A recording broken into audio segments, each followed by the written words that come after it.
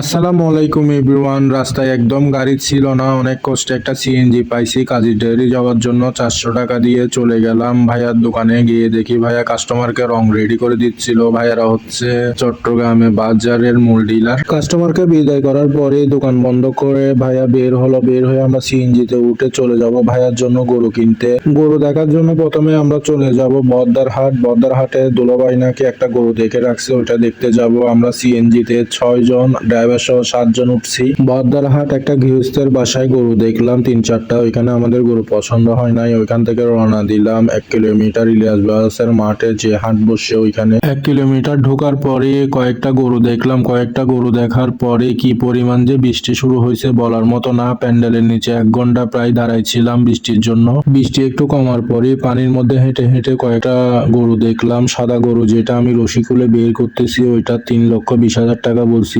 ওরা 4,20,000 টাকার কমে গরুটা বিক্রি করবে না বলে দিছে আমাদেরকে। তো আমরা আর কি করার, গরু মিলাতে না পারি সবাই বের হয়ে গেলাম। ভাইয়াদের নাকি অনেক ক্ষুধা লাগছে, সবাই নাকি ভাত খাবে, তাই একটা হোটেলে চলে গেলাম। ফ্রেশ হয়ে খাওয়ার জন্য বসে পড়লাম। সবাই বিফ বিরিয়ানি অর্ডার করলাম। সবাই খাওয়া দাওয়া শেষ করে গাড়ি নিয়ে আবার রওনা দিলাম মসজিদটেক বাজারে যাওয়ার জন্য। মসজিদটেক বাজারে মেইন বাজার, সবসময়ের বাজার যেখানে, ওইখানে যাই দেখি আমার কাজিন ওরা গরু কিনে ফেলছে। ওরা 3টা বলদ কিনছে 7,50,000 টাকা দিয়ে। গাড়িতে তুলতেছিল বলদ গরুগুলো। কাজিনদের গরুর গাড়িকে বিদায় দিয়ে মসজিদটেক বাজারে ভিতরে ঢুকে পড়লাম। ঢুকে দেখি অনেক গরু আছে কিন্তু তেমন কাস্টমার নাই, বেচা বিক্রিও তেমন নাই। তো অনেকক্ষণ গরু দেখার পরে দুলোভাই একটা গরু পছন্দ করছে, ভাইয়াও পছন্দ করছে, তো ওইটা দরদাম করতেছিলাম। গরুটা আমাদের পছন্দ হয়েছে, দরদামে মিলে গেছে। আমরা 1,75,000 টাকা দিয়ে গরুটা নিয়ে নিলাম। গরুর টাকা ওদেরকে পেমেন্ট করে দিচ্ছিলাম। গরুটার টাকা পেমেন্ট করা শেষ হওয়ার পরে গরুটা ওইখানে রেখে আবার চলে গেলাম কাজিনের জন্য গরু কিনতে। তো ঘুরতে ঘুরতে একটা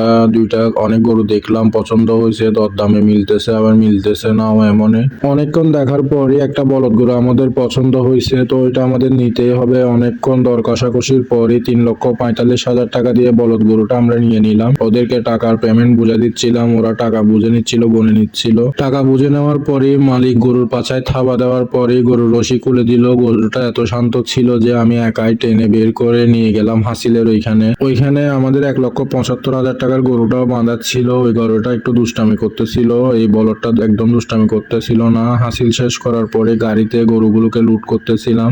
গরু দুইটাকে নিয়ে আমরা কর্ণফুলী ব্রিজের উপর দিয়ে বাড়ির উদ্দেশ্যে রওনা দিলাম। 1,75,000 টাকার গরুটা আপুর ভিআইপি টাওয়ারে ওইখানে দিয়ে আসলাম। তারপর বলদ গরু নিয়ে বাড়িতে চলে আসলাম। বাড়িতে যখন গরু পৌঁছেছে তখন প্রায় 5:30 বেজে গেছে। তো আমরা গরুকে নামাই বাসার নিচে বেঁধে যার যার মতো করে বাসায় চলে গেলাম। আল্লাহ হাফেজ, আসসালামু আলাইকুম।